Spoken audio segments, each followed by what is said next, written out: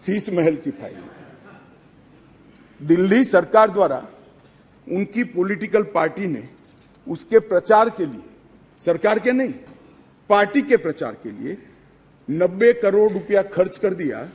Court ने order किया कि वो 90 करोड़ रुपया पार्टी के खजाने से दिल्ली सरकार में भरा जाए। इसकी जांच की फाइल भी ये सतर्कता विभाग में थी। माननीय अध्यक्ष जी, एक फीडबैक यूनिट बना दिया। अब आप संविधान की दुहाई दे रहे हो, ये एक्ट सुधारने के पहले भी लॉ एंड ऑर्डर इनके पास नहीं है, तो उनके पास खुफिया विभाग नहीं हो सकता। उन्होंने फीडबैक यूनिट के नाम से करोड़ों रुपए का खर्च कर एक स्वतंत्र गैरकानूनी खुफिया विभाग खड़ा कर दिया। अब इसकी भी जांच चालू हो गई, वो फाइल भी विजिलेंस में थी। BSES जो बिजली सप्लाई करने वाली कंपनी है और BYPL कंपनियों का 21,000 करोड़ का बकाया था, फिर भी एक इंडस्ट्री को और रुपया दे दिया। उनको 21,000 करोड़ लेना है, वो साइड में रहा और दूसरा पेमेंट कर दिया। इसका भी विजिलेंस में इंक्वायरी चल रहा है। अब ये सारी फाइलों के लिए माननीय अध्यक्ष जी सतर्कता विभाग को निशाना बना दिया। और ये हमारे दल, मैं तो नहीं मानते सारे दल इसका समर्थन करते होंगे ऐसे काम के, मगर गठबंधन की एक मजबूरी है, इसलिए सारे दल ये सतर्कता विभाग के साथ आज आप पार्टी के साथ जुड़ गए। माननीय अध्यक्ष जी, माननीय अध्यक्ष जी, एक कहा कि भाई सत्र बुलाने का। माननीय अध्यक्ष जी, सभी दलों की कहीं ना कहीं पार्टियां रही। मैं इनको ये कहना चाहता हूं कि आपने असेंबली, एक भी असेंबली ऐसी दिखी है जिसका सत्र अवसान ही न हो। माननीय अध्यक्ष जी, सत्र आहूत होता है, आप सत्र अवसान यहां करते हो, राष्ट्रपति महोदया साइन करती है, सत्र का अवसान होता है, नए सत्र का फिर से आहूत किया जाए। एक असेंबली देश में ऐसी है दिल्ली संघ राज्य क्षेत्र की जिसका सत्र अवसान ही नहीं होता है, चालू ही रहती है।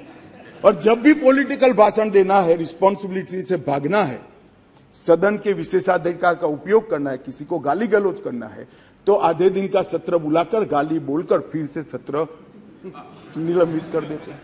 सत्र का अवसान ही नहीं होता है। मान्य देखिए, ऐसी कोई सरकार देखी है आपने? मैं इसलिए कह रहा हूं, इनको बताता हूं आप किसका समर्थन कर रहे हो, इसी किस व्यवस्था का समर्थन कर रहे हो माननीय अध्यक्ष जी। और देश की जनता को यह सब मालूम है। और एक कैबिनेट के अधिकारों की बात कर रहे हैं, असेंबली के अधिकारों की बात कर रहे हैं।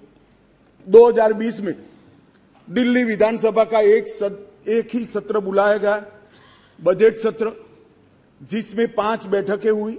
2 दिन का जो मजबूरी है, बजट पारित कराना है। 21 में भी एक ही सत्र बुलाया गया, बजट सत्र, जिसमें 3 दिन की बैठक करी, 4 बैठकें करी। वो बजट सत्र था, मजबूरी है। 2022 में एक ही सत्र बुलाया गया, बजट सत्र, क्योंकि मजबूरी है, बजट पारित करना है। और 2023 में भी एक सत्र बुलाया गया, बजट सत्र। इसके अलावा विधानसभा ही नहीं बुलाई माननीय अध्यक्ष जी। अरे विधानसभा के अधिकारों की हमारे विपक्षी दल के मित्र, कौन से अधिकार भाई? विधानसभा बुलानी है नहीं है? ओवैसी जी, आप मुगालते में हैं, आप मुगालते में है, विधानसभा बुलानी ही नहीं है।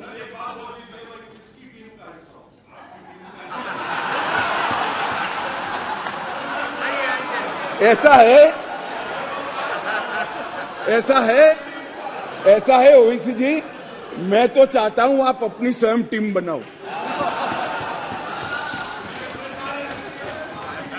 अब वो परेशान है, इसलिए कहता हूं, मैं चाहता हूं आप अपनी स्वयं, आपके मुद्दे सबसे अलग है। माननीय अध्यक्ष जी, मैं अब कैबिनेट बैठक पर आता हूं। 2022 के लिए 2022 में सिर्फ 6 कैबिनेट बैठक बुलाई गई, सिर्फ 6 ही बैठक पूरे साल में। इसमें से 3 बैठक बजट संबंधी थी और 1 बैठक एक कंपनी को फायदा करने के लिए बुलाई गई। तो एक्चुअल में देखे तो 2 बैठक बुलाई गई। माननीय अध्यक्ष जी, 2023 में 2 ही बैठक अब तक बुलाई गई है, दोनों बैठक बजट के लिए। अब ये कैबिनेट की बात कर रहे हैं भैया, कैबिनेट बुलाते नहीं है, वही तकलीफ है दिल्ली की जनता को। ये तो बुलाते ही नहीं कैबिनेट। हम तो चाहते हैं कैबिनेट बुलाया जाए। अब किसका समर्थन कर रहे हो? गठबंधन करना चाहिए, सबको जोड़ना चाहिए।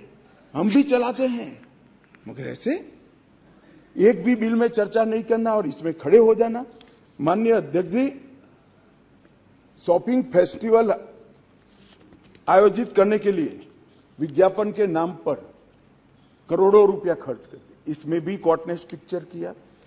केग का रिपोर्ट 2 साल से सदन में नहीं रखते हैं, संवैधानिक प्रोविजन है। आप हमें संविधान सिखाते हो, जरा आपके साथी को सिखा दो कि केग के रिपोर्ट को आप छुपा नहीं सकते हो।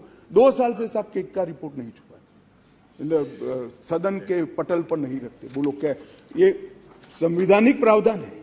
माननीय अध्यक्ष जी, RRTS, AIIMS, UER, IIT Delhi, इस जैसी संस्थाओं के 13 परमिशन वहां लंबित है, नहीं देते हैं। उनको डर है कि ये सब होगा है तो मोदी जी बड़े लोकप्रिय हो जाएंगे।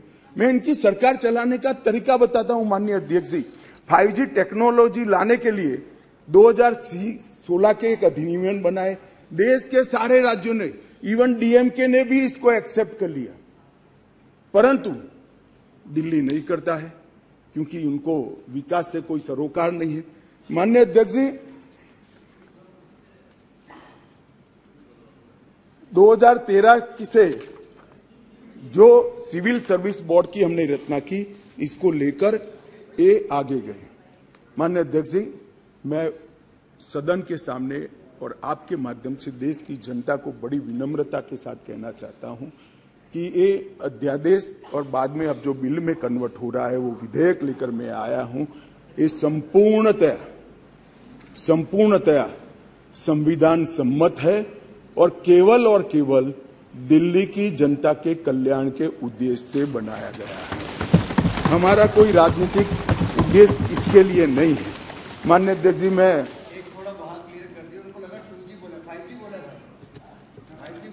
मारन जी पूछ रहे हैं,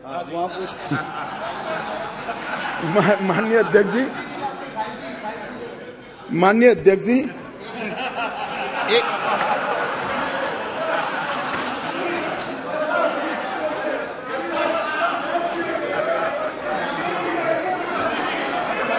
भाई ये भी खड़े हो गए, मैं क्या करूं? ये भी खड़े हो गए। सदन की कार्रवाई इस विषय की समाप्ति तक बढ़ाई जाती है। माननीय गृह मंत्री जी,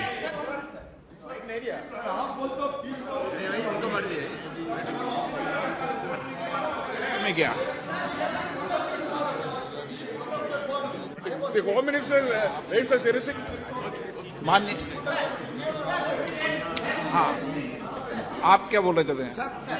2G 5G पे समझौता बहस नहीं हो रही यहाँ पे। Sir, I want to submit, sir, through you, sir, through you, sir, I want to submit one thing before the House and the Honorable Home Minister and other members of the Parliament in the other side, adversary benches. As far as 2G is concerned. No. माननीय गृह मंत्री जी, 2G 3G माननीय 2G 3G में बहस नहीं हो रही। No कुछ नहीं बोला। नो लगाया है। आप क्यों 2G पे नाम पूछ नाराज हो रहे हो? अरे 2G पे नाराज पे इतना नाराज क्यों जाते हो? देखो, पुरानी बातों को लेके मत चलो।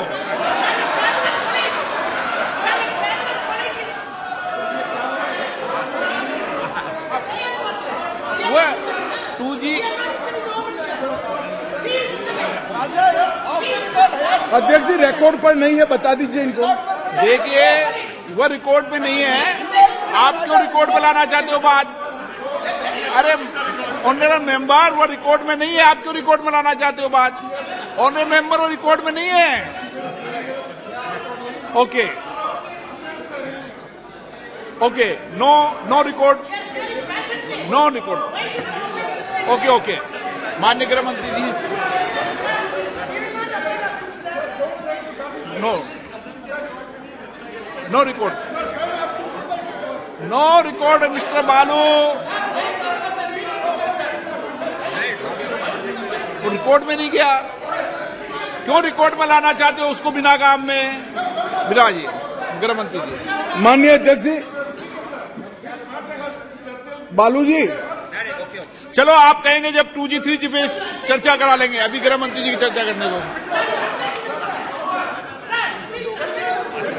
हाँ जी, मैं करता हूं बाद में। ओके ओके बालू जी रिकॉर्ड पर नहीं है, प्लीज रिकॉर्ड पर नहीं है, रिकॉर्ड पर रिपोर्ट में नहीं है।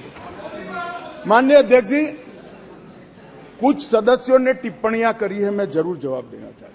मैं तो सीधा साधा भाषण करने आया था नियमों के अनुसार, मगर राजनीतिक टिप्पणियां कर गई तो मुझे जवाब देना पड़ेगा। माननीय अध्यक्ष, राजीव रंजन जी ने कहा कि लोकलाज होनी चाहिए।